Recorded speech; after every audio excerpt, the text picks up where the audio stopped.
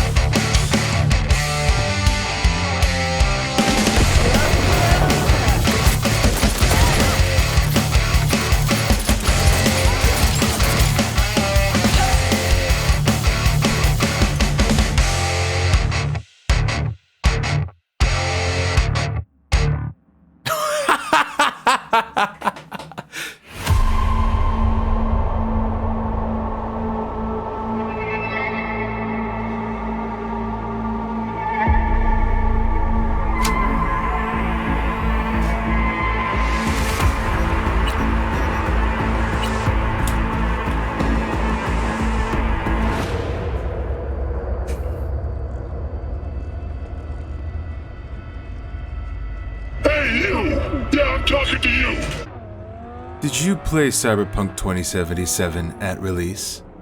Did it live up to your expectations? Most importantly, did you think it was good? Well, I know if Cyberpunk 2077 is good. I've now played through this video game 3 times and I've went through every ending in the name of coming to a conclusion this far into its release. Because through all the game's trepidations and controversies and hype bombs, I now only want to answer that simple question. And now, after so many playthroughs, I can do so with confidence. However, it is nigh impossible to critique 2077 or discuss 2077 without discussing some certain factors that preceded its launch. Namely, 2 things that everyone remembers: the hype and the delays. So, before we get to the actual video game, let's briefly straighten those 2 things out. Get ready, 'cause here we go! Hey, before we get started, I'd just like to say this crowd does not compare to the crowd in E3. Woo-hoo-hoo! That's what I'm talking about!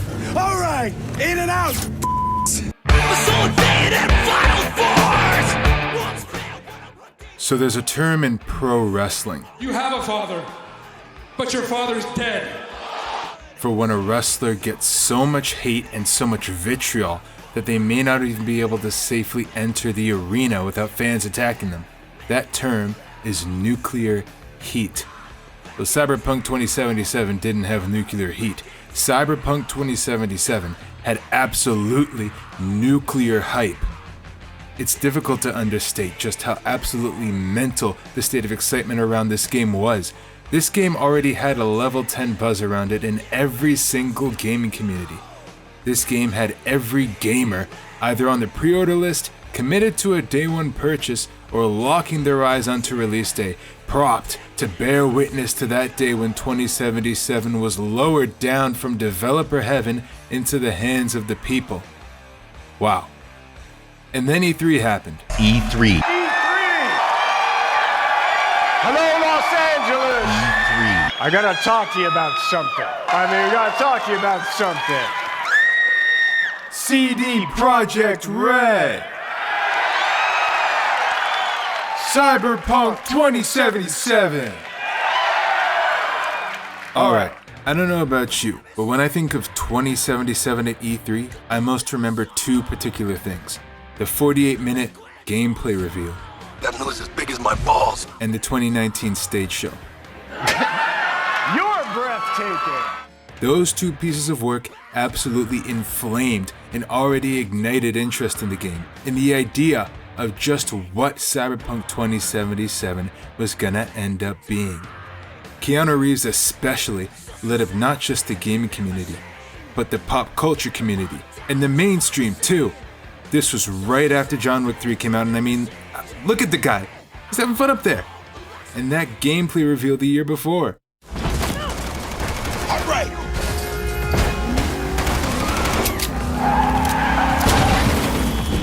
I think we got rid of him. That was intense.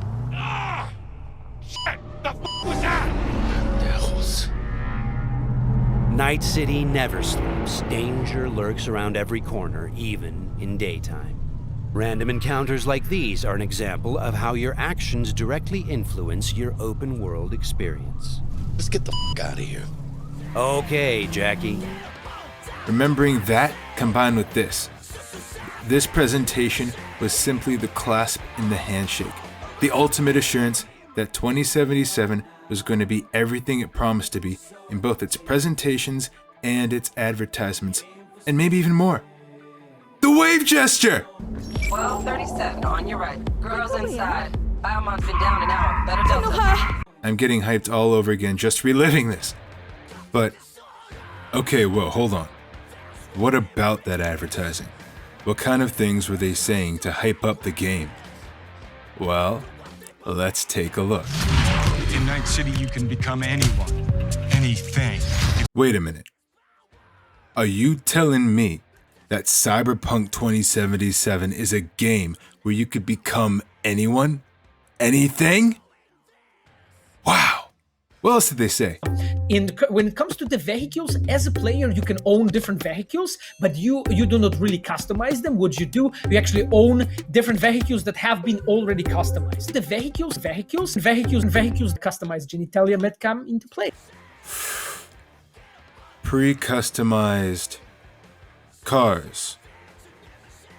Well, nothing could stop this hype train. Not even delays.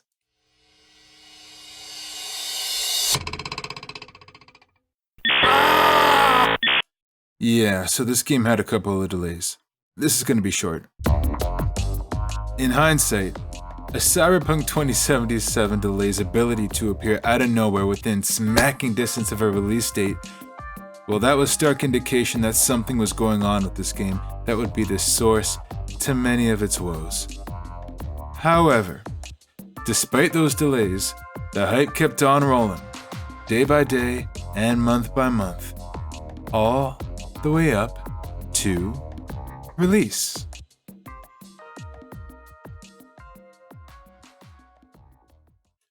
But wait! You didn't think I was gonna forget to mention the glitches at release, did you? You see, I recorded a lot of footage for this video. Unfortunately, I didn't think to record myself playing this game way back in December of 2020 when this game first came out. But fortunately, Windows 10 has this splendiferous little feature called Record That. This feature allows you to save to footage the last thing that just happened on screen, and I got a couple clips.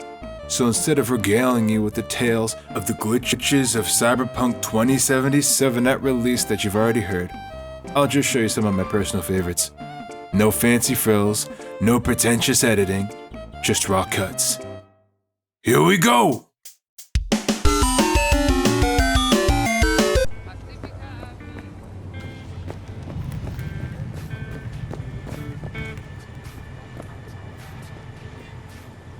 I have no reason to live.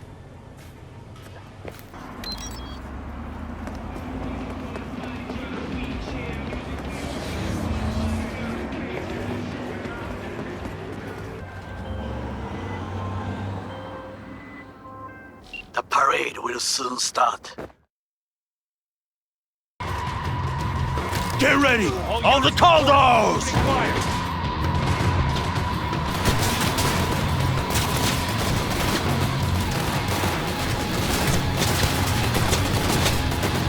On the corridors!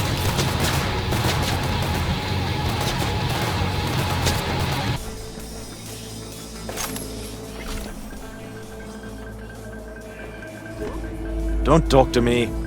They're everywhere.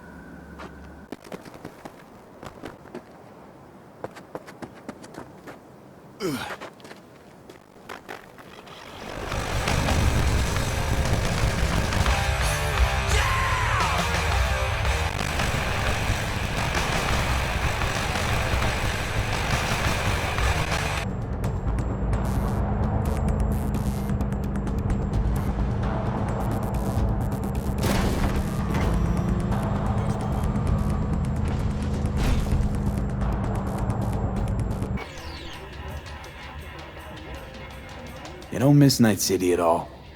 It's too soon.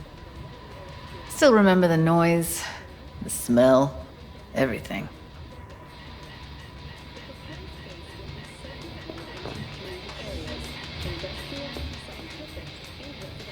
Let's talk about something else. Go for it. I'm driving right now, so it's perfect timing. Come on! You tell him. You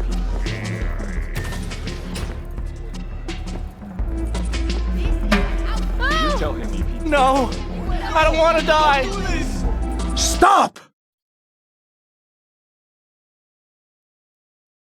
Alright, this game's had a couple patches since then, you might have noticed. We'll get to those later. Because now we begin our examination of the game by dividing it into two parts. The gameplay and the narrative. Starting with the gameplay!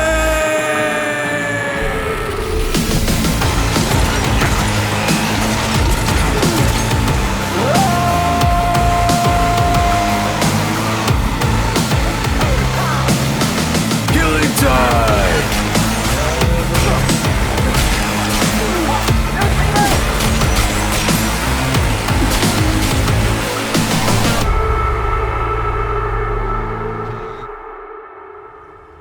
Alright, Cyberpunk 2077's gameplay. But where do I start? How about the beginning?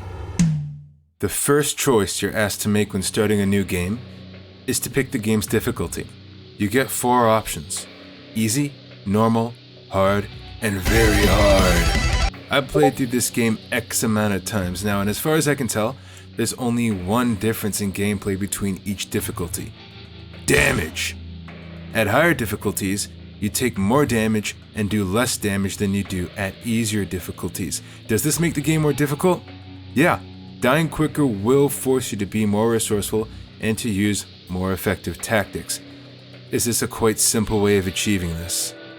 Well, Cyberpunk 2077 isn't the only game to approach difficulty this way. However, seeing some of these pieces that they gave themselves to work with, I do wish that they'd done a little more with it to make those difficulty settings just a little more interesting and distinct from each other. Perhaps increase the frequency of netrunners or snipers and other certain enemy types. Maybe make healing items slightly less frequent, forcing you to either expend more resources to craft more or to tighten up your game plan to expend less. As for the actual difficulties of the difficult settings, it seems that hard is the suggested experience. I think that was the right call, because out of the 4 choices, it likely has the best balance between dying frequently from making a stupid build and almost breaking the game for making a really good build. I say likely because, as you'll see later, this game actually has a surprising amount of build options. And after you click one of those 4 buttons, you get to click one of these 3 buttons and, oh boy, let me ask you something. Yeah, you, get your ears open and listen. What did you expect from these 3 options? Think about it for a second. Did you expect a different starting mission? Mostly cosmetic dialogue options with a modicum of cool things plunked in? Okay, let me just state it clearly then. The only differences between the 3 character origins is a lot of immersive, mostly cosmetic dialogue. Yeah? Spellbook. You got it? I do indeed. Tucked away somewhere safe. You want coordinates? I need to see my money. Ouch. Hardwire customer service just ain't what it used to be. Huh? I have no idea what you're talking about. Sure you do. Got a pretty good idea of who you are. Bargain basement dress suit, back alley implants. You are almost a cutout from a corp recruiting brochure. Hang on, this is fun. Let me guess. Found something in a dusty corner of the warehouse, trying to hawk it off on the side. Oh, what would your manager say? I mean, not like your KPIs can include your under-the-counter deals. Oh, the fuck you want? Discount? Something real. Keep me from calling your boss. Oh, get f***ed, Scop shitter. Great, got that out of your system. Now let's get down to biz. We got a deal, or do I gotta make some calls? Just flicked you the coordinates. We'll see. That with the very, very occasional, actually cool option. And I'm gonna be the first to say it. When it happens, it's cool. One time, I was allowed to completely ruin a main mission almost entirely just because my V was a corpo. It can affect some of the more major side quests too. And hey, it's not like the cosmetic dialogue options are bad. They can feel pretty cool too, like I'm really playing as a V who has a place in this world. I found my corpo V's optional dialogue to be some of the most interesting amongst all the choices, including the other origins. It's just that the origin you choose doesn't make a terribly large impact on anything farther than role-playing your character. This system was clearly inspired by the one from Dragon Age Origins and, well, no game's done it better since. Not even Dragon Age.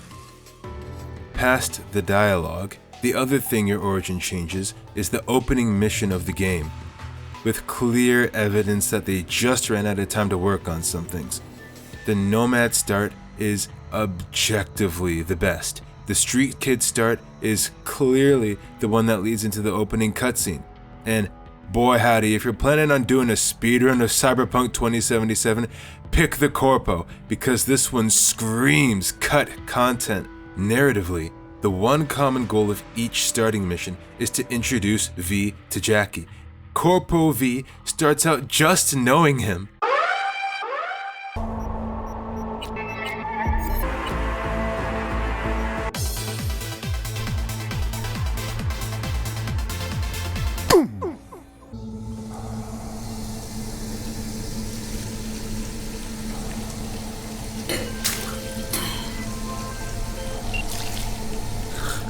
The last thing each origin adds is a side quest later on, and I'll get to it later. I promise. After you're done spending 4 paragraphs deciding which difficulty to choose, and come on, I can't be the only one, haha, you will be faced with this screen, and this man, and this Huiman. They're beautiful. On the inside. Side note. Do you think they make the presets this bad just to force the player to at least change up the look a little bit before they start? Anyway, the character creator of any game that chooses to include one will end up being a very important element of it. The ability to form the appearance of the main character fosters a connection between the player and the player character before the story even begins. Cyberpunk 2077's character creator is good. It's quite good. There are 2 types of character creators in this world, those with sliders and those with preset portions. The advantage of a preset's character creator is that while suffering some detail control, it is far more likely that the created character will look like they fit into the world that they're being plopped into. And if you want to give the player more control, you just need to give them more presets. And here, there's plenty. They're not all good, but each time I played this game, I was able to not only create a V that looked good, but create a V that looked different from the last one I made. And most importantly, I had fun making them. Now, as you know, I made 3 Vs before making this video that you've already seen and will see in this video. Most of the footage varies between the first 2, so let me introduce them. The first, Corpo Female V, codename Victoria.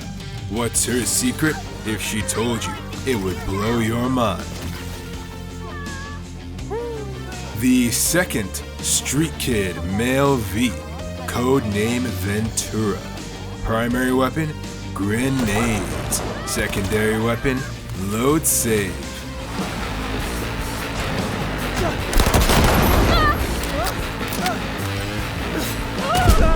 Oh! and the third, Nomad Male V from Day 1 Cyberpunk. He's the one from that glitches montage with clips from back in the day. So, now is the time that we get introduced to the elements of the world. Let's talk about what makes them so worthwhile, or so mediocre, or so bad. Beginning with the dialogue and how it's delivered. Why this obsession with Sweden, fuck? Hoping once you find him he'll spill the meaning of life? Here, I'll save you the trouble. Life makes no sense. Right, so, the dialogue in this game is delivered quite seamlessly by style. Of course, unlike some other games, there's no conversation cam. That certainly comes with its disadvantages, but one upside is that when there's no transition between being out of a conversation to going into a conversation, it feels slightly more natural. They also opted out of delivering the text by a dialogue wheel, and instead simply deliver it via the humble column. I'm firmly planted into the opinion. Actually, it's not an opinion, it's an objective fact that there should be no boisterous dialogue wheel if there's no need for a boisterous dialogue wheel. And while you're appreciating that UI and admiring the humble column, you may notice that, unlike Fallout 4, there are consistently less actual valid presented options to choose from most of the time. What do I mean by valid presented? Well, what I mean by valid presented is that there are less options presented where you at least get the impression that the player character will handle the conversation differently, and that, at the very least, you may see a companion's take on your approach. In Cyberpunk 2077, the vast majority of the time, you'll get at least one or two inquisitive options that don't further the conversation but have a chance of fleshing out an interesting plot point. Or not, and you'll get an option that actually furthers the conversation. Very rarely does this go over 2 or even 1, and when it does, it's probably an origin dialogue option. I've played through this game 3 times now at the recording of this, and I have over 350 hours playing this game, most of which was for this video. Guess how many times I didn't choose the origin dialogue option when it came up? 1! Thanks to the fact that you still, at least, choose your origin, you may still get the impression that you have a modicum of agency in the dialogue. Still, upon examination, dialogue, at least gameplay-wise, is one area of the game where the ghost of rushed development rears its ugly head. Well. Piss poor acoustics, that place. Lighting came a close second. Grub was the worst. Of course, the chicks made up for that. Don't say it! Best grub I ever ate. Next topic. Fixxxers. Fixxxers are quest givers. I could end it there. That's it. And, I mean, to be perfectly honest here, they're not even good quest givers. The quests they give, gigs, are already marked on your map from the start. This means that the only function a Fixxxer has in-game is to talk a little bit about the gig when you arrive and then send you a text with the actual info on it. Oh yeah, they only tell you about the gig when you're actually at the gig, by the way. So the sequence of events that involves a gig is incredibly generic. You see the gig on your map, you go to the gig, then they debrief you, you finish the gig, and confound it, Bob's your uncle.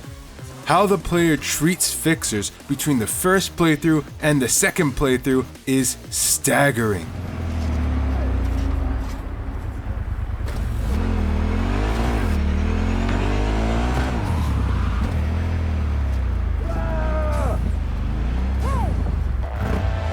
V? Hey, listen, there's this chick, an NC badge. Knew too much for her own good, so the top brass tossed her into the loony bin. I'm gonna need you to bust her out. So you're American Shining Chrome? Specs attached. Be in touch.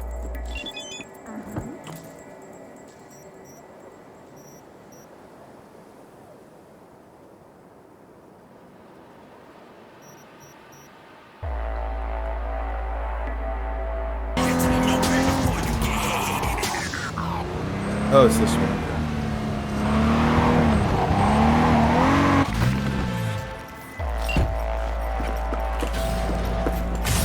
I'm breaking you out! Ain't nowhere to hide, so just come out. I'm breaking you out! So why is this all incredibly disappointing? Why are Fixxxers so incredibly disappointing? The answer? Because these peeps were clearly supposed to be more. There are 6 of these guys. They each have their own region, they all have a distinct appearance and personality. And when they introduce themselves to you, they're even like, oh, you should come down and visit me in my hangout sometime. What can you do if you visit them? Nothing! Hello. You wanted to talk? You actually have nothing to say. Can't help asking. I was saying something. You get nothing more than the riveting opportunity to click these blue dialogue boxes if you want to know a little more about them. But why would you want to know more about them? They do nothing. Wakako is the only Fixxxer that has any plot attached to them in any way, other than Rogue, but she's weird as an in-game Fixxxer, and occasionally you may even see a Fixxxer involved in a quest of some sort. Oh, how incredibly rare this is, however, means that when you do see a Fixxxer up close with a modicum of actual dialogue, it's straight up gobsmacking. Patch 1.5 added definitive ends to all the Fixxxers gigs, and when you do complete all of a Fixxxers gigs, some of them are straight up like, I'm done with fixing, I'm out. And then they exit stage left. Where are you going? All you had were these 8 contracts? Wow, you cleaned me out, V. There are no more gigs available in this region of Night City. You got all 8 of them. So, in summary, Fixxxers, inglorious quest dispensers. So what's next? How about the gangs? Got a feeling we're not gonna become best friends. No chemistry. I will survive.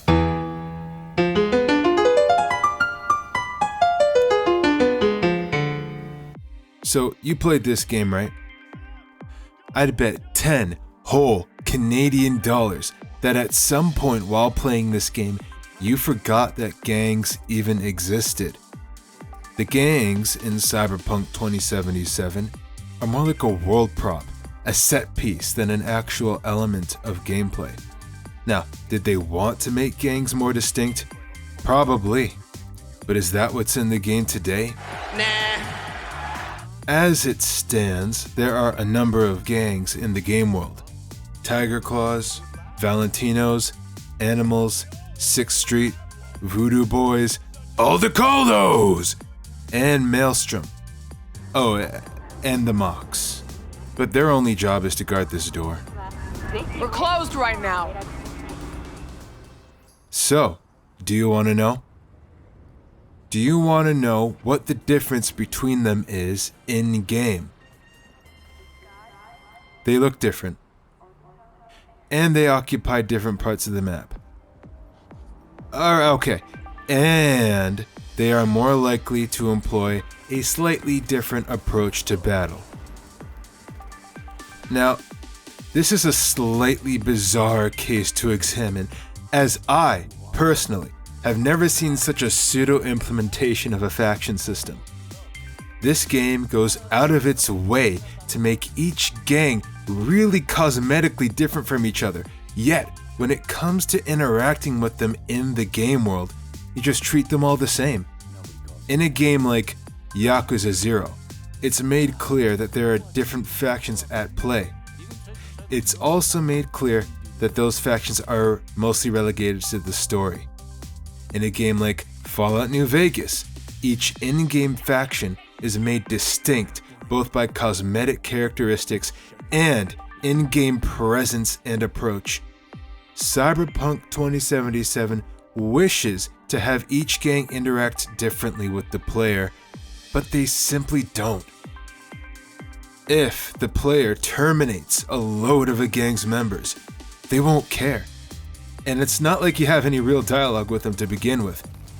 You don't even find out who most of their leaders are, and when you do, it's because they were given a moment in the sunlight to shine in the story and then disappear forever. Now that I think about it, it's possible to outright eliminate the leaders of the Maelstrom, the Voodoo Boys, and the Animals. And will they send any people after you? Send anyone to your home? No hits? Nobody even goes through a Fixxxer to get to you? You should be ticking off every single gang in the entire city, but you'll never even notice if you do.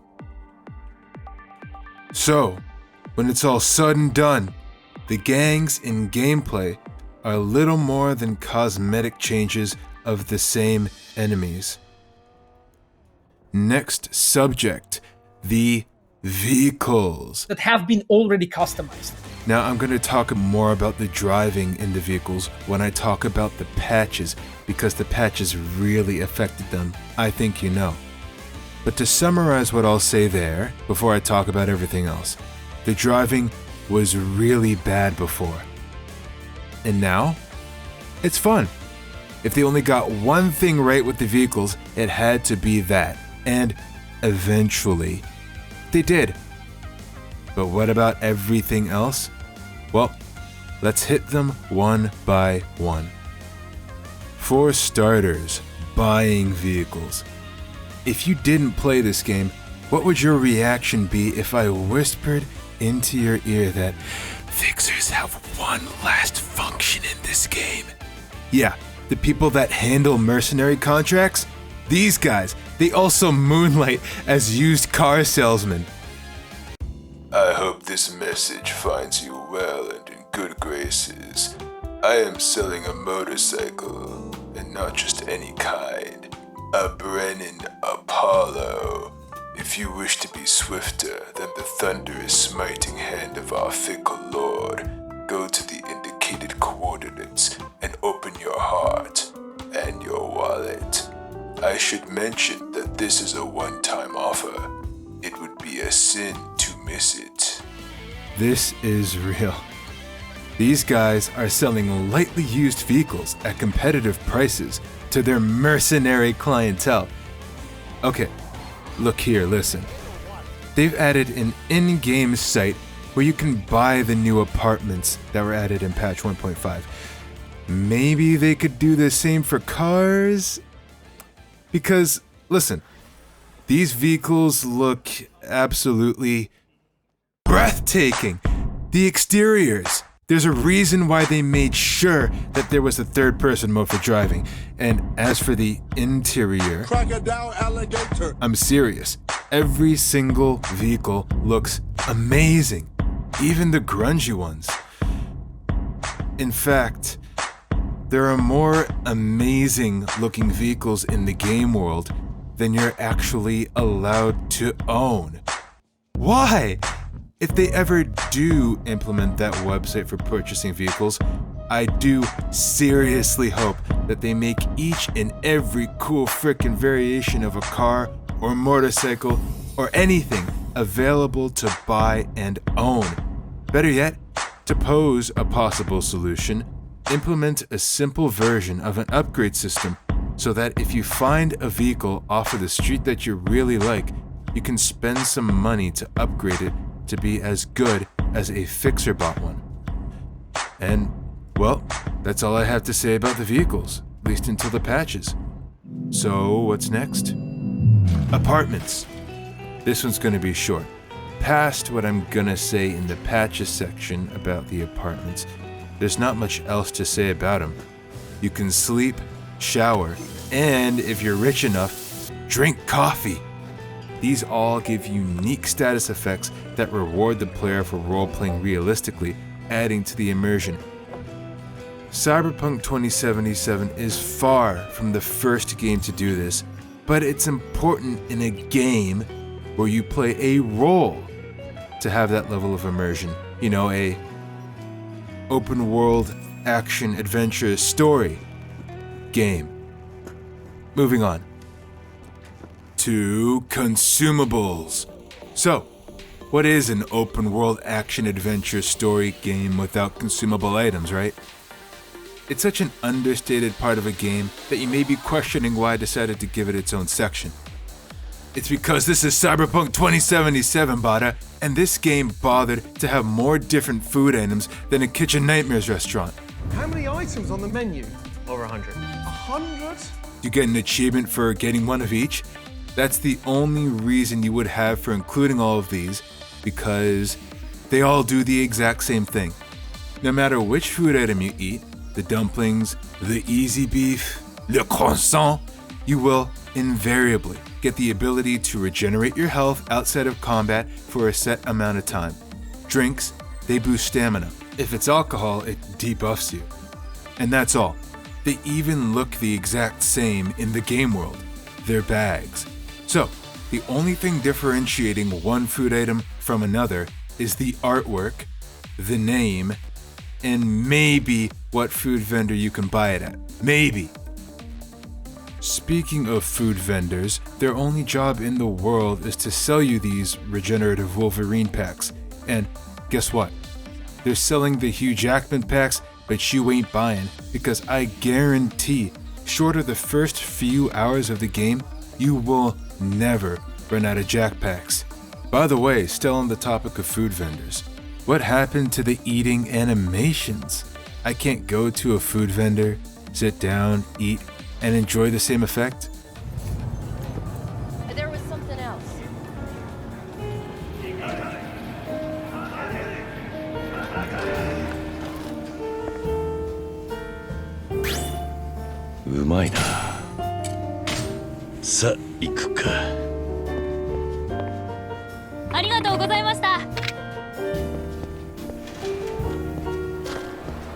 Anyway, there's another type of consumable in the game.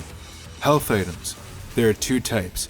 One that gives you instant health, and another that gives you a little instant health along with the Jack Pack effect. These come in most rarities, but that's not gonna matter to you. Why about it? Because the game does an excellent job of making sure the most cost-effective healing item is never emptied from your inventory. The green instant heal. You can chug puffers like you have rapid onset asthma. You can actually work this strategy into a game plan. Alright, here's the plan. Here it is.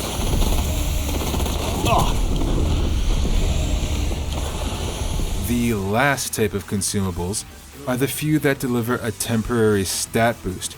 You can temporarily carry more weight, have more health, that kind of thing.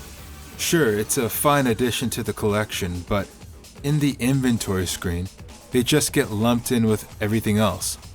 This means that you'll probably forget to use them, ever. And that's all that really begs to be said about them.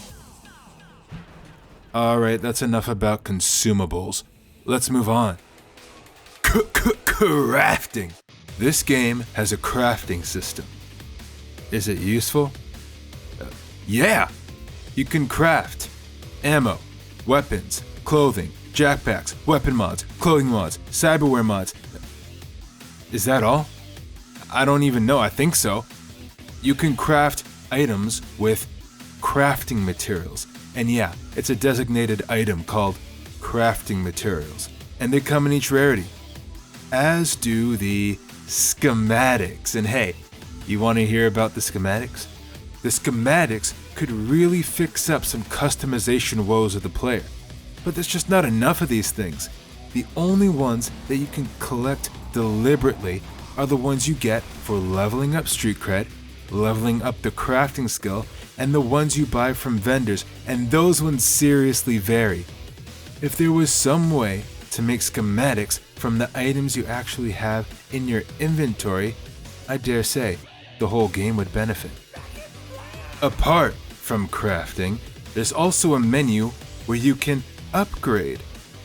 Was I the only one who missed this hidden screen for just about an entire playthrough? Now this solves some of those customization woes. Now this is game design! If, through your grand quest, you claim an article of clothing or a weapon that you really, really like, it is possible to upgrade it all the way up to the endgame. Except there are two barriers that keep that from being practical. One, there's another crafting material called upgrade materials separate from crafting materials. And to upgrade a precious item requires both upgrade materials and crafting materials. And the price of upgrading goes up each time you upgrade a specific item, making upgrading incredibly expensive. Just using a schematic to craft a fresh new item rather than upgrade an old one is far, far, far more efficient. That's just one. Two, no matter how much you upgrade an item, it will never change in rarity, unless it's one of those two jackets they added as free DLC. This means that, from a stat-based point of view, legendary tier gear will always be the only gear worth clinging to, and everything else goes kaput. If you could somehow raise the rarity of an item, perhaps by spending some items of that rarity in upgrading, then upgrading would become far more viable and, I know, would elevate the gameplay experience. And that's all I have to say about crafting. Now's the time to quickly mention street cred. And yeah, this is gonna be short. So, I wanna ask you something, friendo. When you played this game, did you even notice when your street cred level went up? What? No need to get profane, we're business associates. Street cred, I assume, was meant to be an immersive measure by which you can mark how seriously the underworld is taking you. But it levels up so fast and so consistently that they might as well have connected the rewards associated with it to just your level. People, gangs, they don't treat you differently the higher your street cred is. So, all in all, there's no tangible reason for this stat to exist. Moving on to something a little more exciting. Power slap! Boy howdy, so let's talk about the combat of Cyberpunk 2077. Track down the scratch. He's safe. I'll take care of it. The combat of Cyberpunk 2077 makes up a huge portion of the game. My gamer brain estimates that it's gotta be 80% of the time spent playing this video game will be spent in combat. They had to make this at least really good. Is it really good?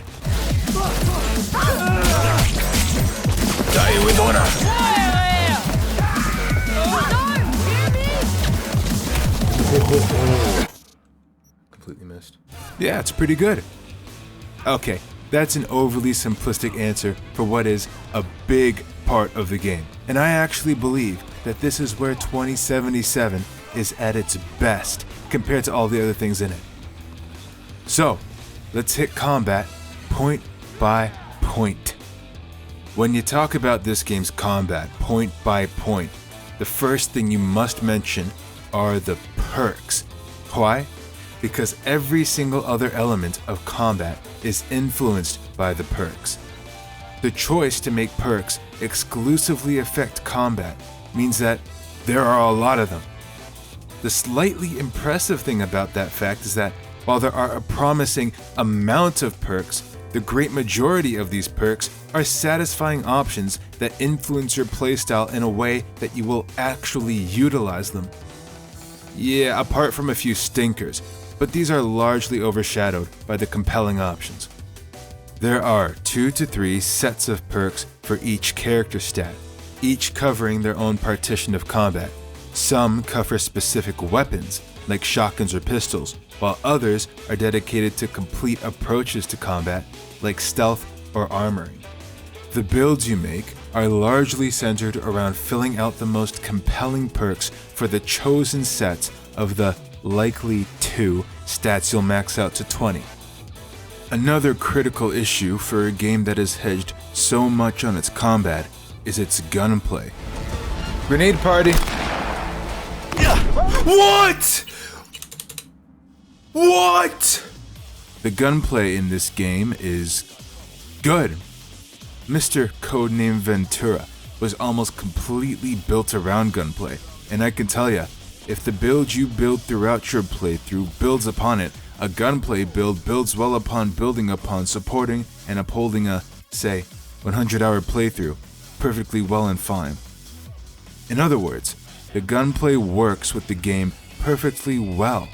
The cover system especially is one of the smoothest, most dynamic, and responsive cover systems I've ever played in a video game. But hold on, there's another part to this equation, and that would be the guns themselves.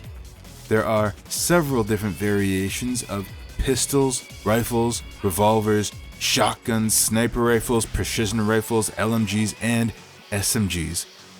That's a lot of guns. But is each variation of gun actually meaningful to gameplay? Well, I'd say yeah, but that's mostly because there's actually less variation than what you might assume when starting a game.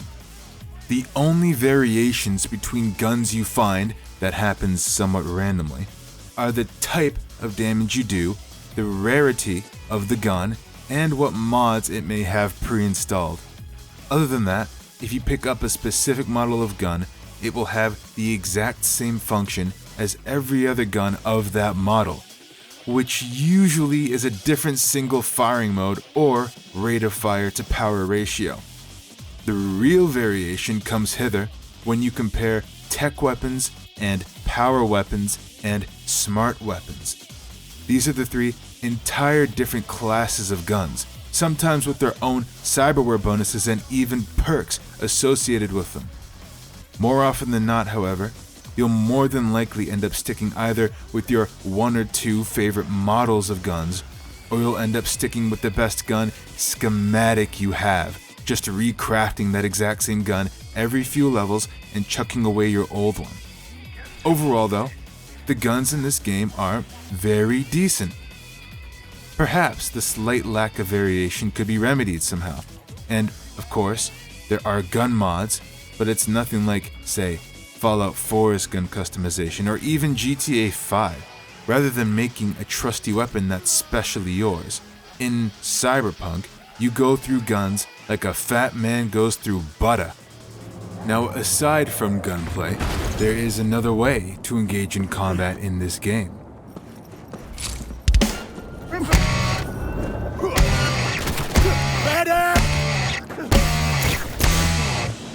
Glorious melee!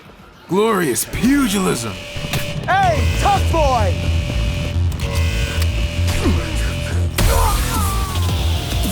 My entire first V was a dedicated melee build, and I had to go back and record some footage with him just for this section. But I hear you say, it's an FPS RPG, the melee's not going to be that glorious. And you're right. Well, at least for the melee to melee system they have in place. And I say system because it's clear that they wanted to have something in place that caters to katana duels or boxing matches, and yet the melee to melee feels terrible. It feels like an early alpha version of a real dueling system. Okay, let me break it down for you. You can strike and you can block, but you can also dodge, charge your attack, block attack, and perform a well-timed block to execute a counter-attack. You will ignore all of these options, except striking, blocking, and the charge attack, even against other melee users. And probably even in the chain of side quests dedicated to engaging in manly pugilism, beat the brat. It's consistently a better option to simply go for a normal attack. The counterattacks aren't nearly rewarding enough for the price of standing there for 2 whole seconds waiting for that one melee enemy to hit their attack while you get riddled with bullets from everyone else for holding still for that long. The other options are either too niche or completely outweighed by just using your weapon's normal attacks. And that's not to mention how choppy the enemy's melee attacks look as they zoom up to your face, then massively over-exaggerate an attack. I imagine that the exaggeration was meant to give the player time to prepare a counterattack. But why do that when you can spend their wasted time socking them in the face, or running if you're a gunner? It's very difficult to take the melee to melee seriously. However, when you disregard the majority of the melee to melee system and just treat the scarce melee enemies like every other enemy, the melee can be really fun.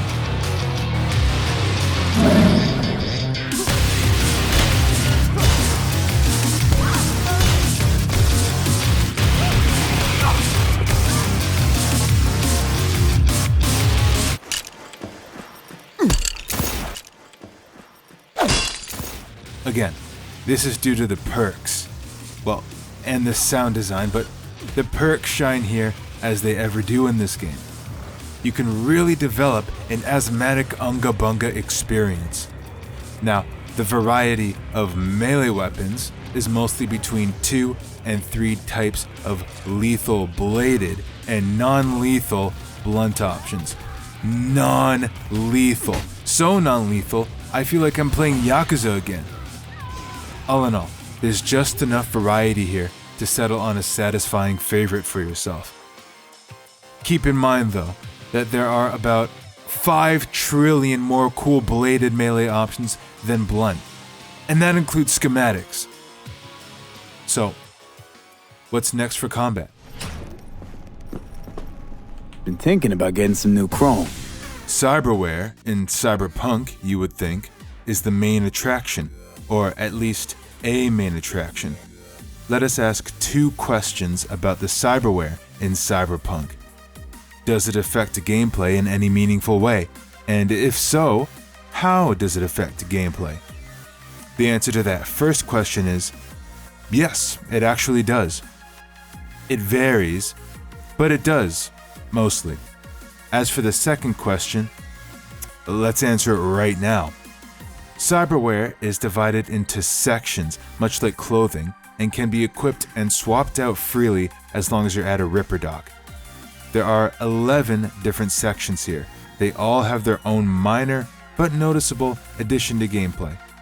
Sometimes it's a small stat change. Sometimes it enables an existing feature of a weapon. Sometimes it's active camo. There are 3 out of this 11, however, that do affect gameplay in a way far greater than all the rest, or at least make a great show of trying to. Your entire playstyle may even revolve around them. Those 3 sections are, of course, arms, legs, and operating system. The legs actually don't have much of a function in combat. In fact, this is one of the only supplements to gameplay, maybe the only one, that aims to have a purpose outside of combat.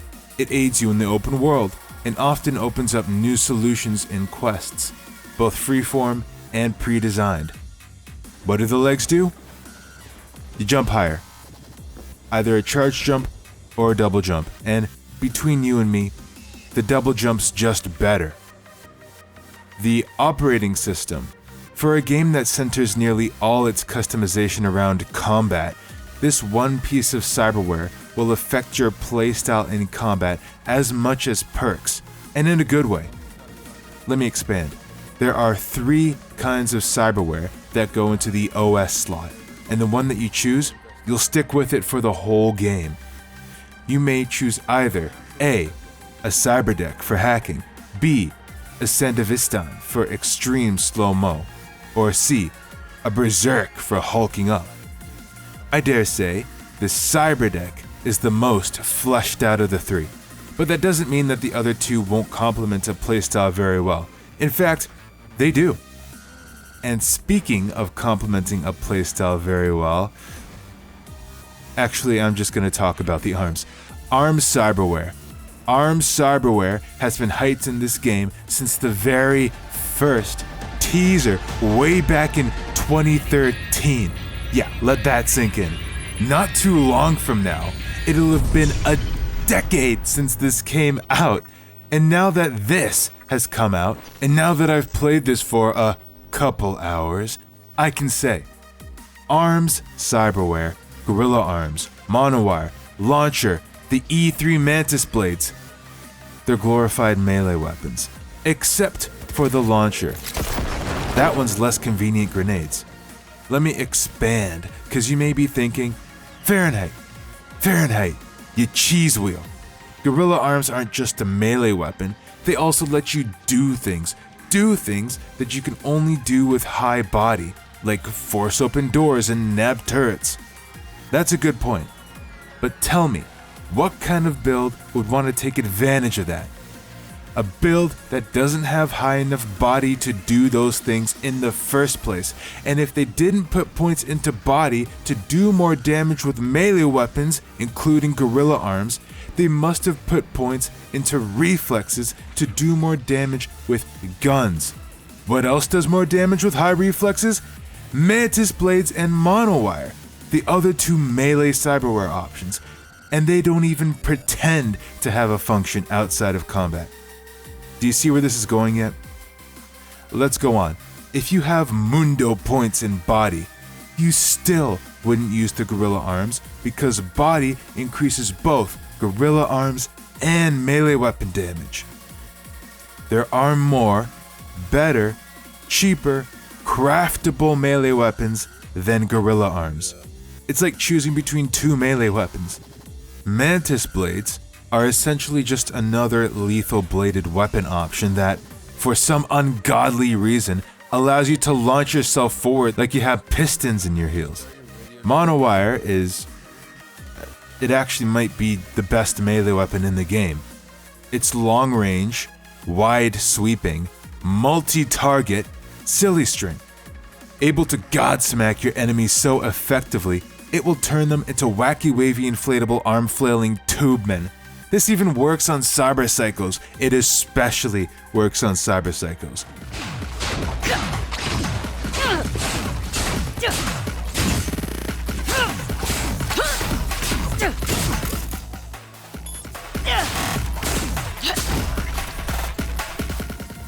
As for the Launcher, it's worse grenades, with a long cooldown. I don't know what to tell you. These armed cybernetics seem to be here mostly for the cool factor. And to be fair, incorporating them into your playstyle, combined with all the other cybernetics, will turn you into Psychotron! Part bionic and organic, not a cyborg.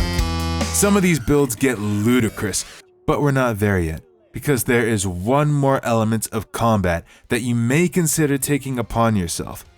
But the question posed here is not, can you take it upon yourself, but should you?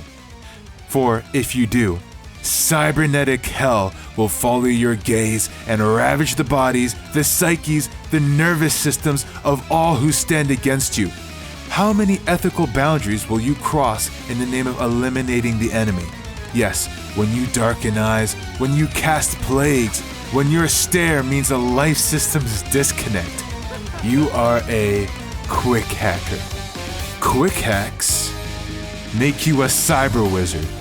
If you equip a cyber deck to your OS, you may then equip a number of Quickhacks to that cyber deck. These Quickhacks range in purpose from making espionage easier to crushing your enemies in open combat, or both. Both. Codename Victoria was a stealth hacker by build. And look at this. Screw it. Instead of telling you, I'm just gonna show you.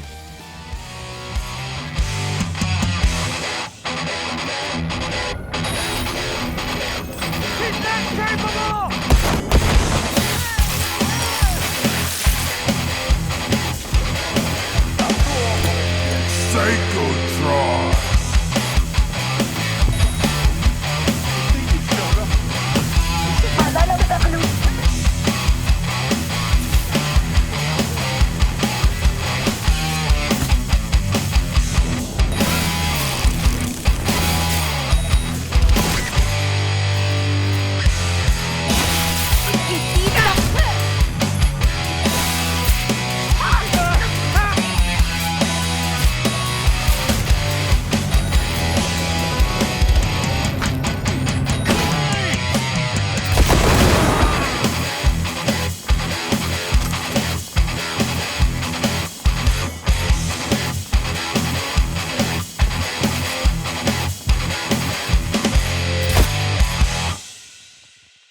Psychotron's existence lends itself to this game's greatest strength in gameplay: the variety of builds available.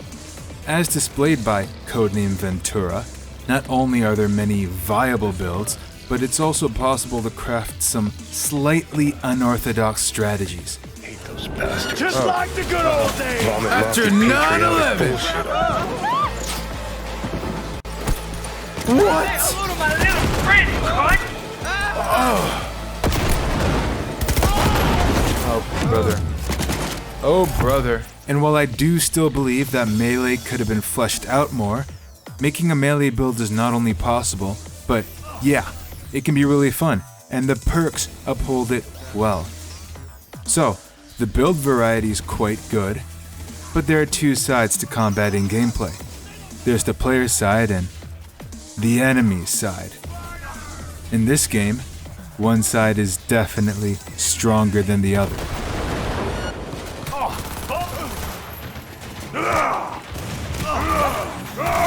The enemies of Cyberpunk 2077.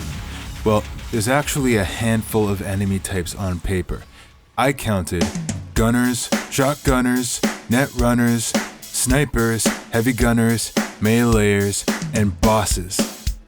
That's 8.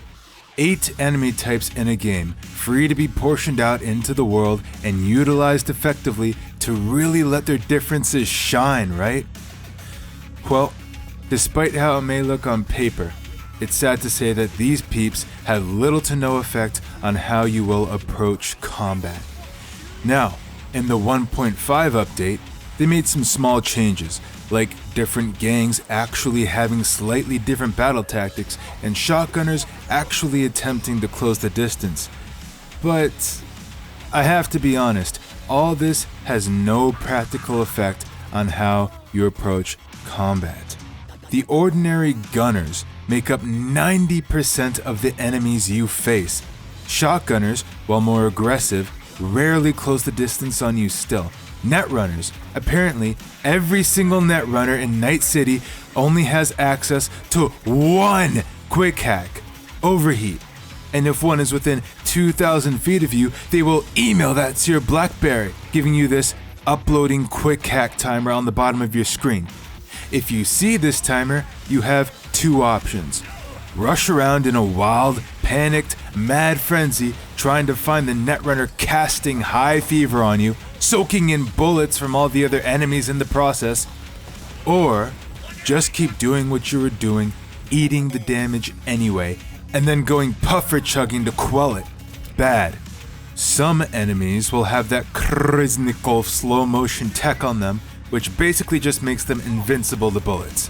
Very annoying. Well, unless they use it to just charge at you. Snipers shoot from afar and do a lot of damage, but they die quickly, meaning that you hide from and shoot them no more than any other enemy. If you're Psychotron, the distance means even less.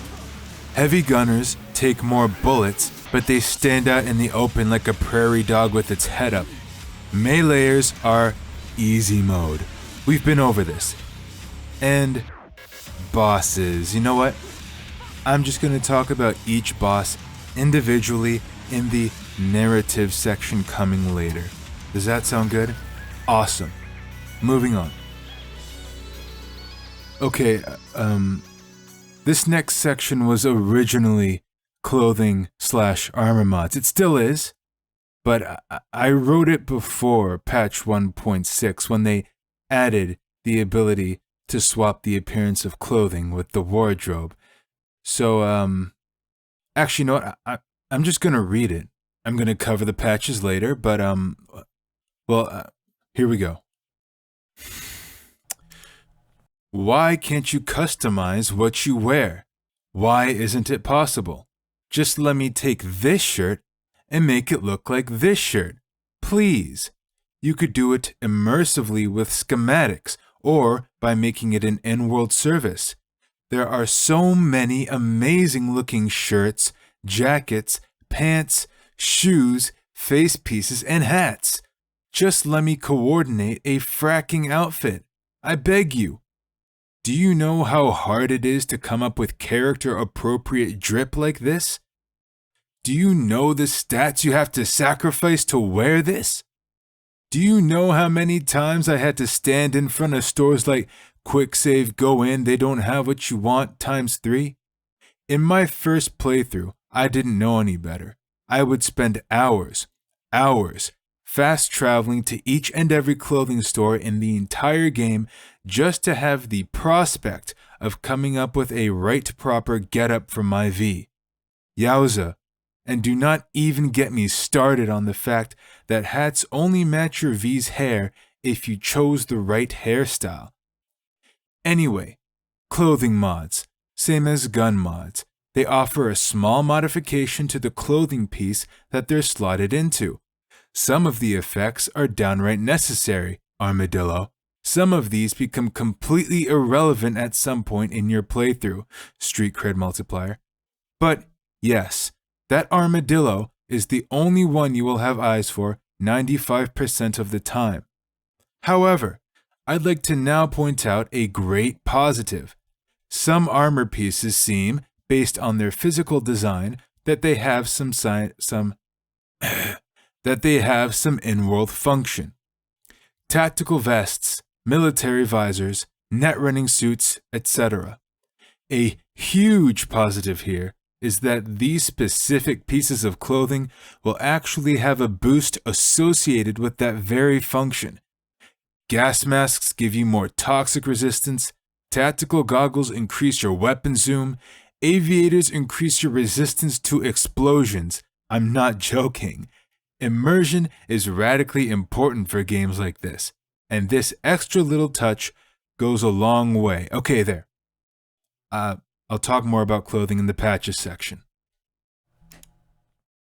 Level design. Now I get to start talking about how front-loaded this game is by content, a credit to its crazed development.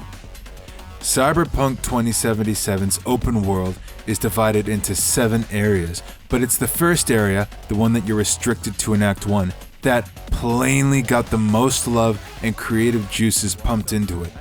I'll get into the quests later, but for now, let's talk about what goes on in level design. Specifically, how you navigate a combat area. When you need to infiltrate a place to get to your objective, there will typically be a way to hack in, a way to force yourself in, and a way to lockpick in. All 3 of these are usually a door. Yeah, a door. And it'll get pretty cheap after a while. Has a numeric keypad, so code's a string of digits. Man, I don't know.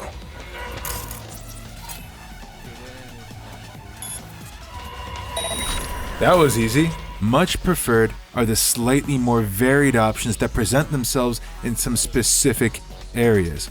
But in addition to doors, there can be a way to sneak in and a way to just walk in if you fancy it. These are the most open-ended and fun in that first area, where it's clear they were able to put some extra time into making something interesting, like with Jotaro's side quest. Get to that later. Later on, these options, while still open-ended, can get watered down. In cases like this, the open-ended nature of these areas can actually begin to work against it. If you don't respect the opposition the game puts in your way, you can get away with being far too direct in your approach.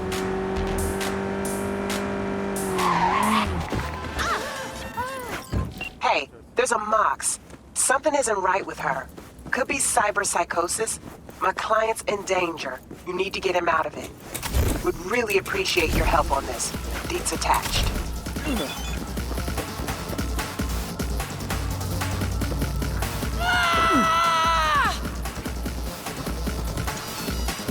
Oh, no.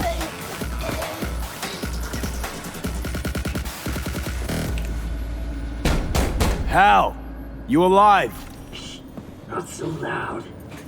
Psycho, you deal with her? Sure did. You can come out now. Short on time or something? Is that a comment about how fast this was? However, The first playthrough novelty of exploring a new area and dealing with its enemies doesn't really wear off. For that first playthrough, the ways you can sneak in are actually hidden somewhat well for that first area, allowing you to proceed by your own ingenuity rather than pure stats. You feel good for finding them. Last thing I want to talk about here is Breach Protocol, because it doesn't really fit anywhere else, which is only available if you have a cyber deck, by the way. I found that out the hard way. It's a hacking minigame that hard complements the kind of playstyle that you'd equip a cyber deck for, and for a hacking minigame, it has multiple functions. I'd go as far as to say that this is the best hacking minigame I've ever seen in a game by way of pure options thanks to the perks, and this is the same year that Watch Dogs Legion came out. The first way to initiate Breach Protocol is by finding an access point in a combat area. From there, complete the minigame and you will be rewarded with money, experience, and the most useless resource in the game, Quickhack components. The second, spicier way to initiate this is to find someone or something connected to the same network everything else in the area is connected to and initiate it with your optics.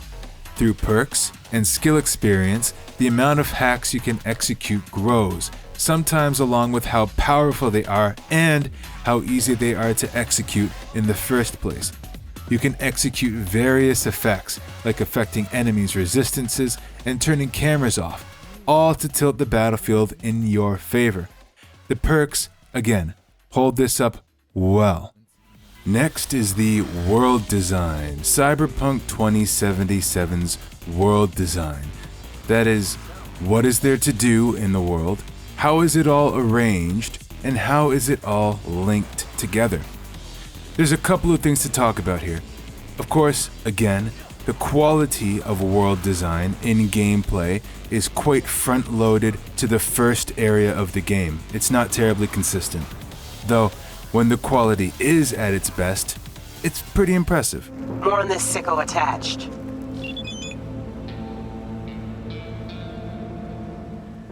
Jotaro? Take the shot!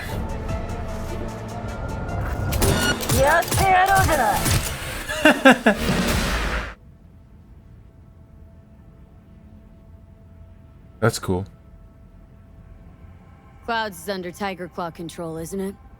That's none of your fucking biz. Guessing you heard about Jotaro Shobo? Shobo had an accident. That's cool. What Shobo had was a very unfortunate meeting with me. Just happened to be his last. Wouldn't want this to be your last meeting, would ya? Course not. Never wanted to be anything like Shobo. Cool! Just not consistent. First is the open world activities. Now, there's actually not a small amount of open world activities in the open world. Activities, I should say mostly quest types, main missions, side missions, cyber psycho sightings, gigs, and NCPD beaters. Main missions and character quests, they progress the plot. We'll get to those later in the narrative. Side missions, we'll get to those now.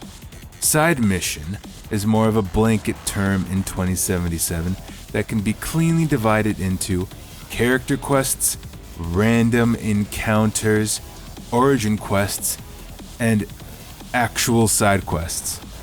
The character quests, we'll get to those later in the narrative. As for the rest, well, the game doesn't call the random encounters, but that seems to be how it'd like to treat them. Sometimes a man will randomly stop you while you're driving to take him somewhere. Sometimes you'll randomly come across some NCPD beating on a corpo, giving you the option to intervene. Sometimes you find the best car in the game. These are all treated like random encounters. They behave like random encounters, but there's one problem. Each one is marked by a simple quest marker on your map, just like every other quest. This means that these go from fun surprises to freebies. Some of these freebies are, well, they're actually really cool. Skippy the smart pistol. Oh, this is the one. Fingerprints detected. The fuck? Increasing volume by 33%. New fingerprints detected. What the hell are you? User inquiry. Technical specifications. HJKE11 smart gun with built-in AI. Experimental model. Name. Skippy. Skippy. Seriously. Increasing volume by 66%. Name. I'm not deaf. Understood. Hearing within norm. Possible issue, low IQ. Reducing speech rate by 33%. My name. Skippy. No, it's just... Oh, never mind. Fun fact. The human body holds between 5 and 7 liters of blood. That's pretty fun. Fun fact.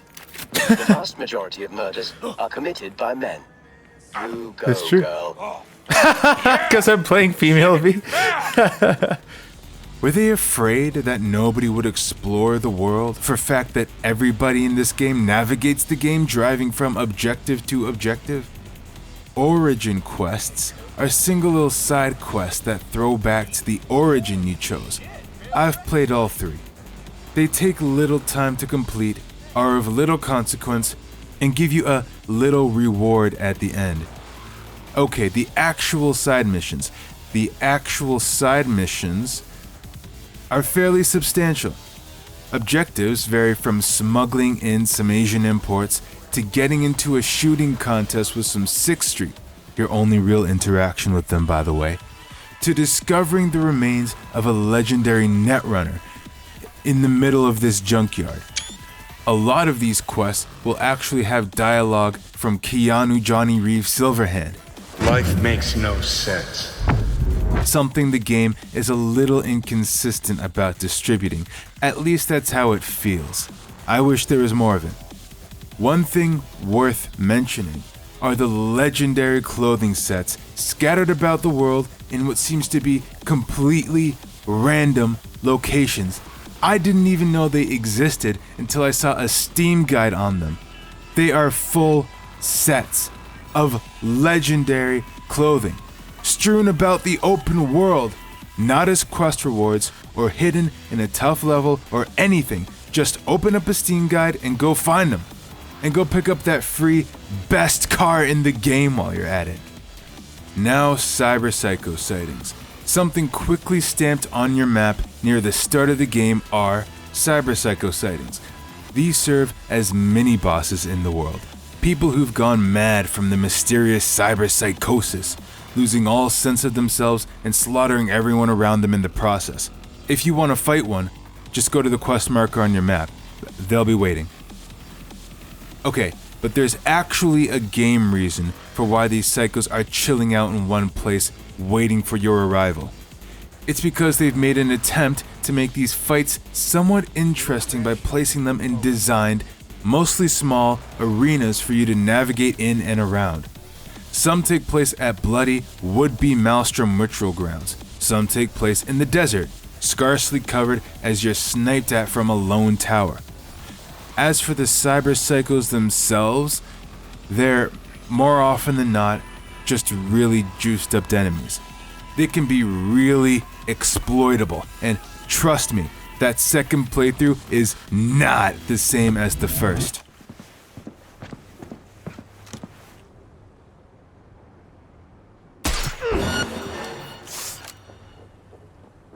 What? Look at his health. Easy, easy. And now the gigs. Here we go. If you ask me, and you are watching this video, gigs are easily the most prominent type of mission in all of Cyberpunk 2077. They populate the open world the most generously. They vary the most, both by location and objective, and they're the only reason Fixxxers should exist in the first place. Gigs start out pretty fun and varied. Amongst other things, I was tearing into and blowing up a drug lab, kind of.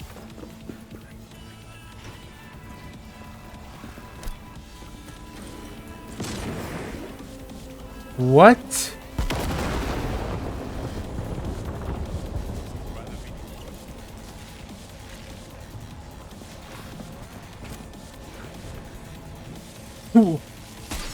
What? Okay. Meeting up with a client and planting his tracker onto a van in hostile grounds and navigating through the booby-trapped office of my Fixxxers buddy, who I was to ensure the safety of. They occasionally even try to throw moral dilemmas at you. In a debrief in one of the early gigs, you're informed that a preacher's innocent son has been kidnapped and murdered. Not only that, but the act was recorded into a brain dance for the depraved enjoyment of whoever of Night City's worst is willing to pay for it. Your job is to go to the facility where they're tuning the brain dance for consumption, clep it, and turn it in so the right people can use it to find the perpetrators. You arrive, break in, deal with the guards one way or another, perhaps even hearing them talk about the facility and the sick nature of the brain dances it puts out, and then you make it inside. You disarm some of the defenses and step inside of the very room where these brain dances are fixed up for consumption. 2 men are in the room laying on chairs, hooked into the network and oblivious to your presence. It's clear that they're currently working on a brain dance, and they appear to be father and son. Due to the open-ended nature of gigs, you actually have a couple options available as soon as you step into this room. You can explore the room and find logs on a nearby computer that outright tell you exactly what's in these brain dances and, wow.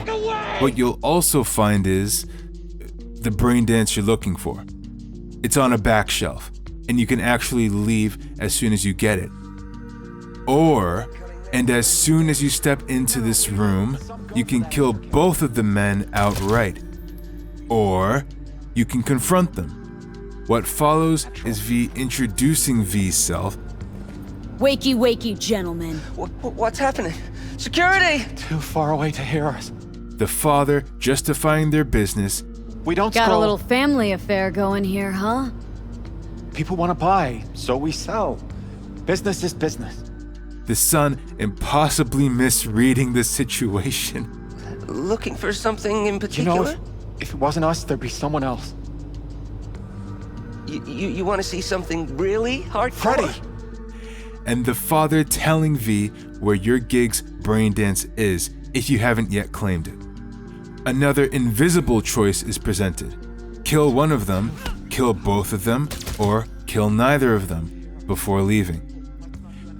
As you may recall, this gig is about the cruel death of a good man's young son. These aren't the perpetrators, and they aren't responsible for the death, but you can still choose for justice to be met. Freddy, no! Freddy! Frederick, answer me right now!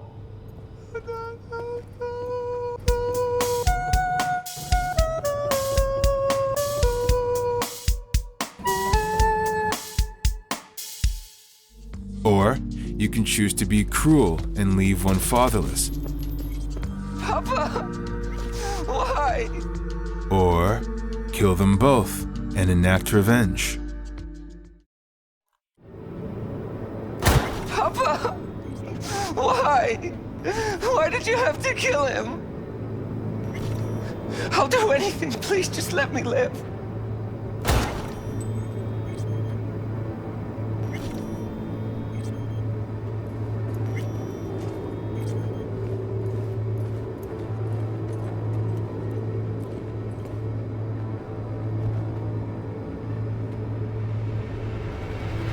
Okay, that clip was from on release. I was just saving it. The choice to enact revenge, to meet justice, to be cruel, or to not get involved more than you must will always be a profound one. Everyone but the simplest will ponder their answer give a different answer, and then justify why they answered how they did. As for here, your choice may be based on what you feel, or what you personally believe, or maybe even how you're role-playing your V. Either way, sadly, your choice ultimately means nothing in any capacity outside of this room.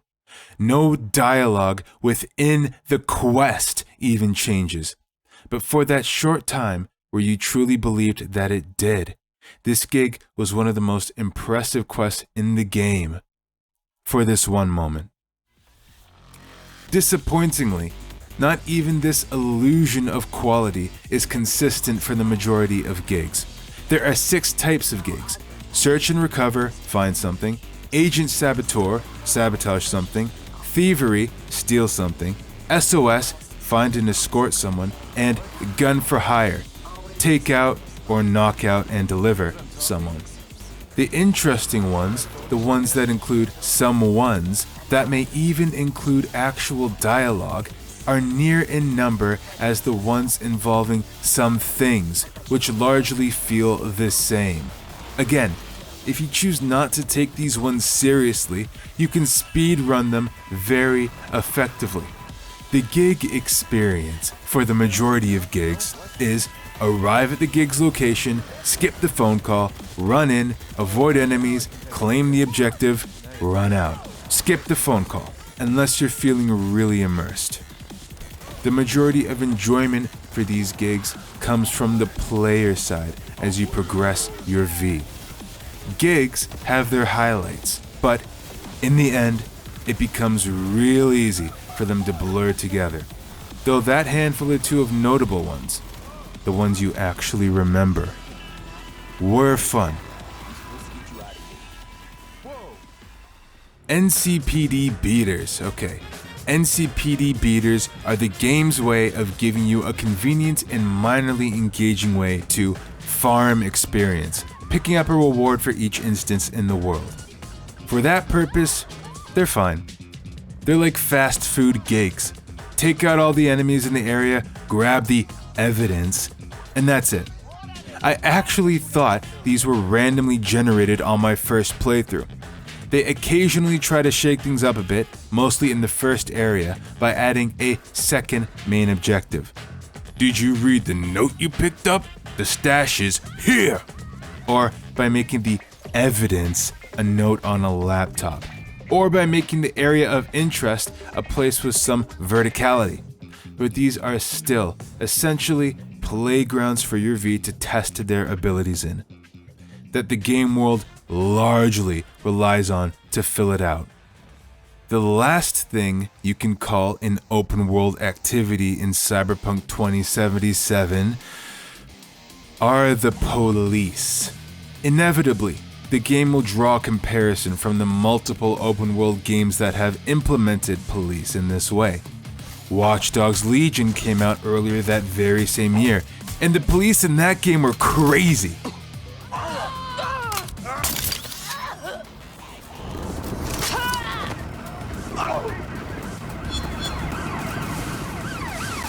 Putting an end to the chase now. Fun to engage, but crazy. As far as the in-game world goes, the NCPD in 2077 are odd.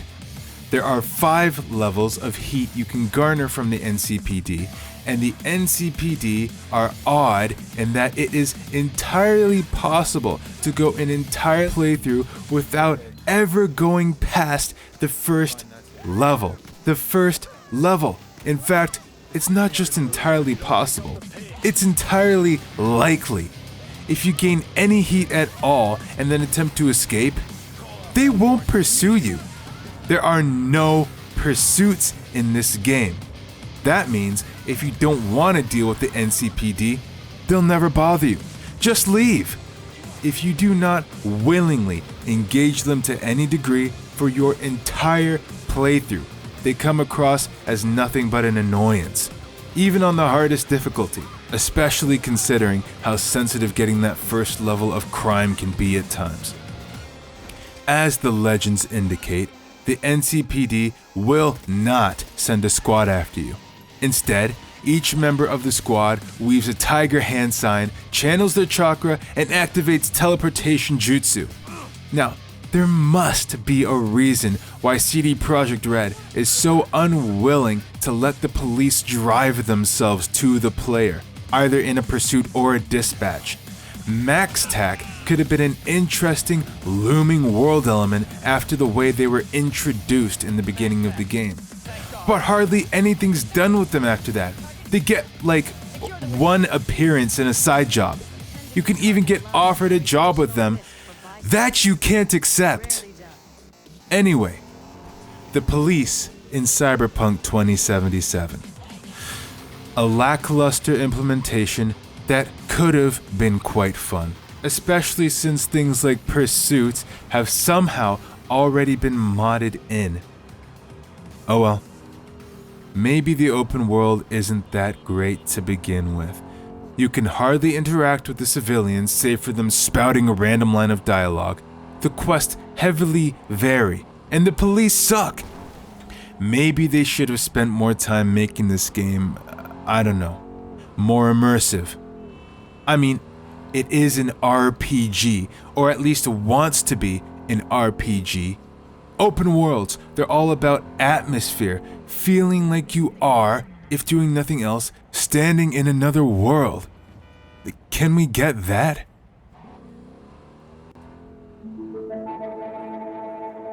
Well, Cyberpunk 2077 does have one thing going for it. One thing that it does better than most other games I've played. Not by interaction, but by pure visual. This is one of the most immersive games I've ever played. This is one of the most atmospheric games I've ever played. 80% of this game is a moving screenshot.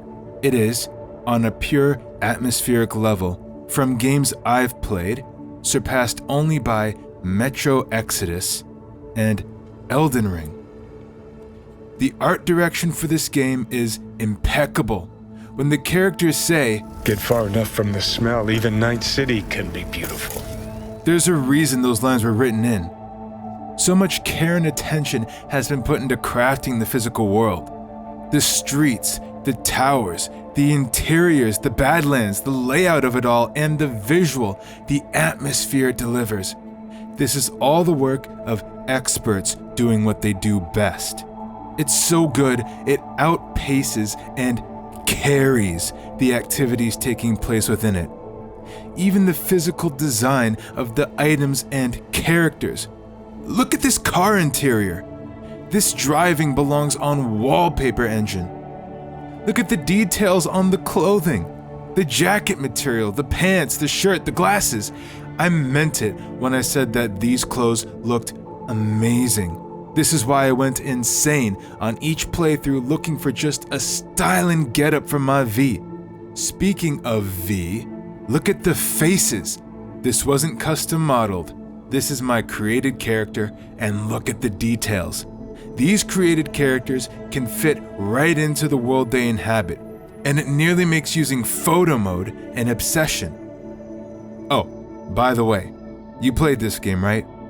I have not mentioned a particular thing until now. An element of 2077 so seamless but integral and elevating that you may have never even noticed it. But I guarantee it raised your entire experience and allowed you to become as immersed as you have. You ready? Cyberpunk 2077 has no loading screens. You get one when you start up the game, and one when you load a save. That's it. Do you know what that does to a fella's immersion? There are no loading screens in real life, except maybe when you wake up. So in this atmospheric world, the immersion, if only it had been topped off with that interactive element that the game is starving for. Why do you think GTA 5 has frickin' golf? Why do you think Fallout 4 has settlements? If it had gotten that push, it may have even surpassed Metro Exodus and Elden Ring. And that's a crazy feat. Now, a similarly important element of immersion is a game's soundtrack. And, I mean, 2077's is no Guilty Gear Strive.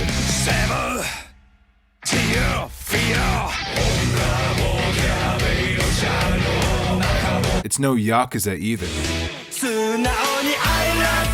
It's not even Far Cry 5. That was a good soundtrack.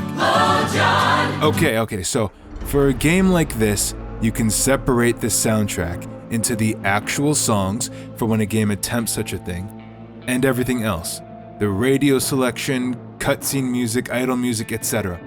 And to the game's credit, the music across the board does have an identity to the world that it's in. This game does have its own original music commissioned from a real band to tie in with the music from the in-game band Samurai. This music is metal. It's not rock, it's metal. So, well, are the Samurai songs good? Well, let me test this on you. I'm about to play something that'll bring a very clear image into your mind. You ready?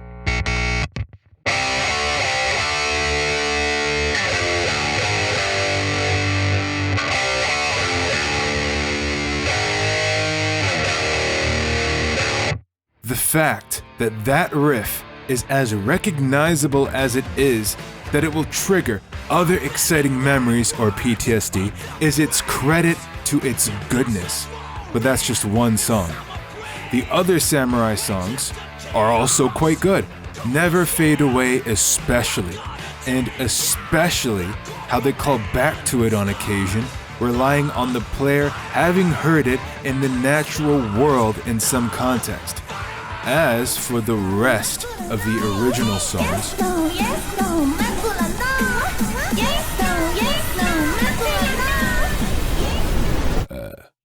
pom-pom shit makes me want to vomit from my ears, though that may have been the actual intention. And other songs on the radio, they're okay, but they end up getting repeated a whole lot more than they should be on the in-game radios. And okay, maybe this was because I had the copyrighted music turned off, but still, some of these radio stations feel like they're made for gang ambiance. Now, everything apart from the actual songs. The battle music works well, and so does the cutscene music when it wants to implement such a thing, but, well, this game actually doesn't have a whole lot of it. Why? I think it is actually to increase the game's immersion factor because of the seamless nature of things in this game, like cutscenes. In fact, I haven't mentioned it till now, but in addition to there being no loading screens, the entire game is in first person, so the cutscenes are indeed seamless. In cutscene, this game opts to have you initiate almost every action that V takes. It eases up a little on this as the game goes on, but it almost gets to the point of being obsessive early on. Remember the E3 arm wave? The last element of cutscenes, apart from the excellent animations that persist throughout the whole game when implemented well, is the voice acting. And the voice acting is top-notch from beginning to end in almost each and every character. Almost. You pouting like some wounded puppy. Shut up. But hey, that's enough about the immersion factor, because there is a dark horse haunting this game that must be mentioned. That is the missing features. Specifically, some features that aren't actually missing, just not implemented. What is the biggest problem with Cyberpunk 2077's entire gameplay? It's not something that it does wrong. It's what it lacks. And it's not just what it lacks. It's what it lacks that it was clearly supposed to have. There is unclaimed glory in this game, either unfinished or unimplemented for reasons known only to CDPR themselves. known only to CDPR themselves. Example, occasionally you will come across a character quest where the character themselves will join you, following your general path and helping out how they can. They'll navigate, they'll use cover, they'll shoot at the bad guys. Does this sound like a major feature? It's follower AI. Follower AI is in the game. Another example, sometimes in some of the early gigs, if you alert the enemies, they will call for backup, from their gang, and some of those gang members will show up packed in a car, shooting at you. From their car, there is a main storyline mission with Johnny Keanu where Rogue and Co. are on motorcycles shooting. Drive-by shooting is in the game. Fucking hell. Modders have already re-implemented some of this stuff. There must be a reason beyond me for how modders for a game that had no official mod tools until not that long ago gets this stuff in the game before the actual dev team does. That expansion they're working on must be wild. Past that, closed doors, blocked off stores, functionless NPCs. Remember when wall running got pulled from the game right before release? What happened to these options in the character creator? We need to define our backstory. What you choose here will unlock different possibilities later in the game. Liar! We will never know half of what got pulled from this game. I just hope that the 2070 team gets to put everything they wanted to be in the game into the game at some point. Well, at the very least, the skeleton of what they wanted remained and got in. And that skeleton seems to have some clear influences that I don't think many have pointed out. So, let's cap off the gameplay section and talk about them. No piece of work is completely original, and PUBG didn't invent frying pans. However, when it comes to Cyberpunk 2077, two influences, the second one in particular, were so clear to me that I think it lends itself to a discussion for only a paragraph or two, if nothing more. The first, Grand Theft Auto 5. GTA V is just a sequence of letters when you don't think about it. Being one of the most successful products in all entertainment, it's bound to have influence. But Cyberpunk 2077 goes out of its way to really grope at that GTA crowd, to turn their heads. The cityscape and world map are clearly influenced. It's a big city with a spottier desert area neighboring it. The cars too, thanks to the way Fixxxers double as used car salesmen. These new, fancy, flashy, affordable cars are constantly being flashed at you. Only difference is, in GTA 5, you can actually buy them from a website, and each car is moddable. Now I'd like to get to the second influence, and I've already mentioned it. Boy, does this game like Fallout 4. Cyberpunk 2077 tries to do many things that Fallout 4 already has. Multiple gun classes, gun modifications, melee weapon combat, enemy factions, random encounter quests. GTA 5 did that too. Even stim packs.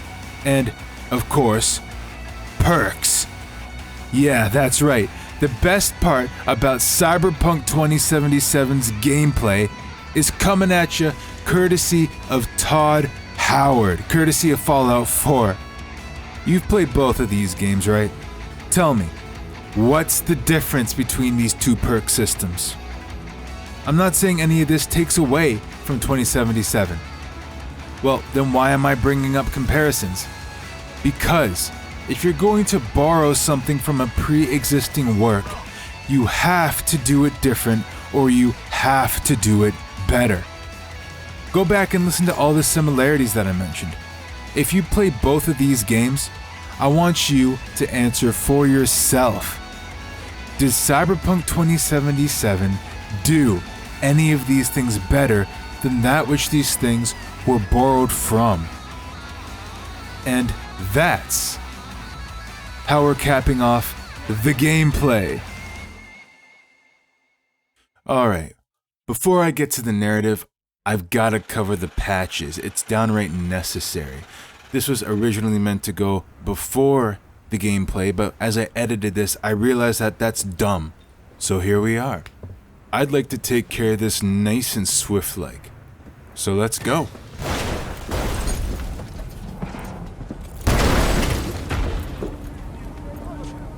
Just another day in Night City. Alright, so the patches. Listen, I played this game on launch, and I can't count how many patches got stitched into it in the length of my first playthrough alone.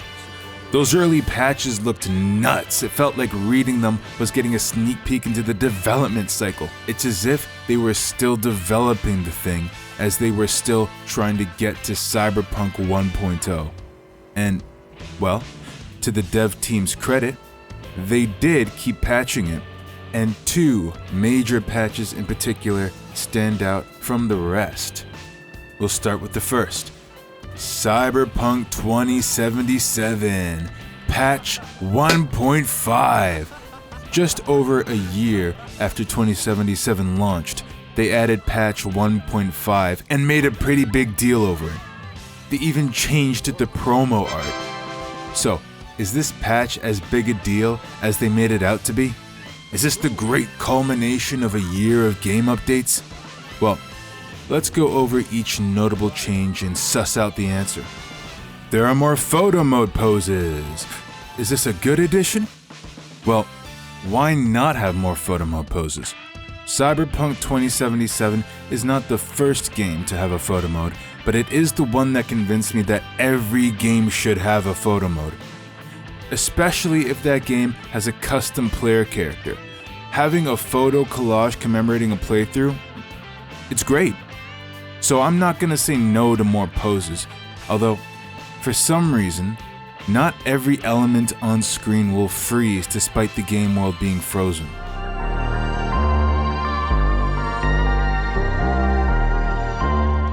Now, to go with those new photo mode poses, they expanded appearance customization. And by expanded, I mean they added 2 things. 1, some more makeup and hair color options, and 2, the ability to change your appearance mid-playthrough. The first one, sure, I'll always welcome more options. But that second one, finally! Why did it take so long to add this?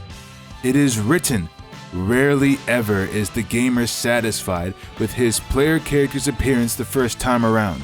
And this is Cyberpunk 2077. One of the ad points they pushed was how you'll be judged on your appearances. There are characters in-universe who've chromed their skin, and I can't even get a haircut? Well, either way, it's here now, and very welcome. In the category of weapons, there are some quality additions. New guns, alright, new scopes, fair, and new barrel attachments, muzzle brakes. New barrel attachments are great. Why? Because previously, the only barrel attachments were different levels of suppressors. And these aren't Payday 2 suppressors. These are good old video game suppressors meant purely for stealth. Not running a stealth build? Then this slot remains empty the whole game. Well, no more. Now everyone can have a barrel attachment. If you can actually find one. You see, despite these being good additions, the effort to actually add them into the game was exceptionally poor. If you do a playthrough of this game for, say, 100 hours, you may only find 2 of these things. Maybe not even for the weapon type you put points into. This makes visiting Wilson's Second Amendment the only sure way to get your hands on the new gear you want. And yeah, apparently there's only one gun store in Night City that sells muzzle brakes. So, overall, good addition, bad implementation. Apartments. Now, when it comes to patch 1.5, apartments are the biggest and perhaps best change from this patch. Why? because it subtly shows the most promise to the future. Previously, the only real apartment you got was the one that you started with. Progressing in certain character quests would give you access to new apartments, but they ended up being ginned up, glorified stashes, and it didn't even share the same items. Now, there are a couple of apartments that are available for purchase on an actual website, by the way, around the city. They all have the same amenities: dramatic shower, introspective mirror, bed, and some cosmetic interactions unique to each apartment, like the guitar. Except for the two most premium apartments, they also get a coffee machine.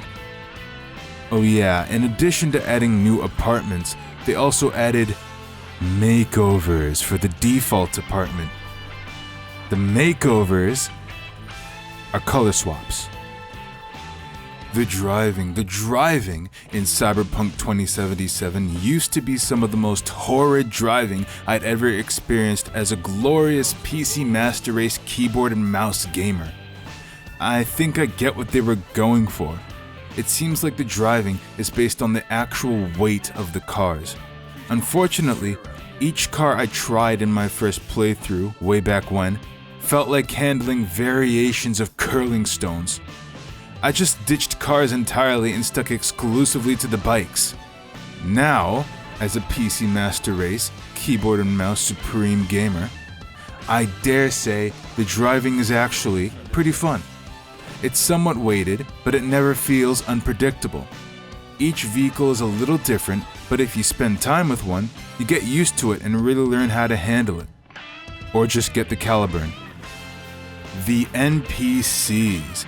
It's more than fair to say that the NPCs in 2077 were incredibly lackluster at launch. Has that changed? Piss off, slacker! Another fucking weasel. Well, on paper, they've made a handful of pretty substantial changes. Based on their archetype, and I didn't even know they had archetypes, some NPCs will pull a gun on you when threatened. It's a level 1 pistol. They also won't just shrivel up in a little panic ball at the first sign of danger. They'll just go absolutely mental. Oh, and this one. I think Quickhacks calls this the Lego City change. NPCs will actually drive around your car if it's parked in the road. Except they don't. So, the NPC updates. The best you can say about them is that they show some promise for the future. And I'm just gonna leave it at that. You don't want to f with me? That was patch 1.5. Now, as you know, they added a second major update for this game after the first one, and this one is called patch 1.6. It's also known as the Edgerunners update, and it adds a bunch of new stuff. Amongst all that new stuff is transmogrification for clothes, finally, in a new wardrobe that's in all of the player apartments, 3 new gigs.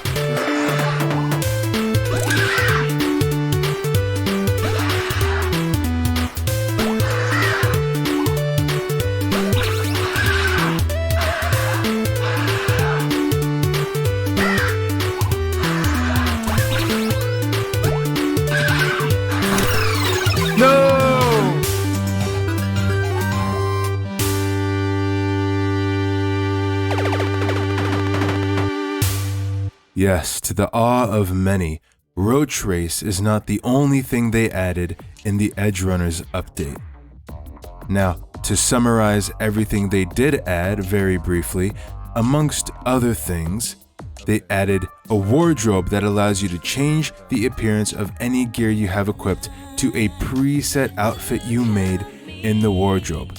This is a great solution to the fashion crisis this game had previously. I just wish it was in the game from the start. There are 3 new gigs. The biggest standout from these 3 gigs is that they're on par with those gigs in the first part of the game that I kept talking about. They're mostly the same as all the other gigs in the game, except their endings are a little more extended. There are a bunch of new weapons now, which is always good. They all have their own unique models and unique little status effects to go along with them. And my favorite addition that came with the Edgerunners update is the addition of mod support. Finally, now the modders can fix this game for them. Just like Fallout 4. Okay, who's first? And that is the end of the patches.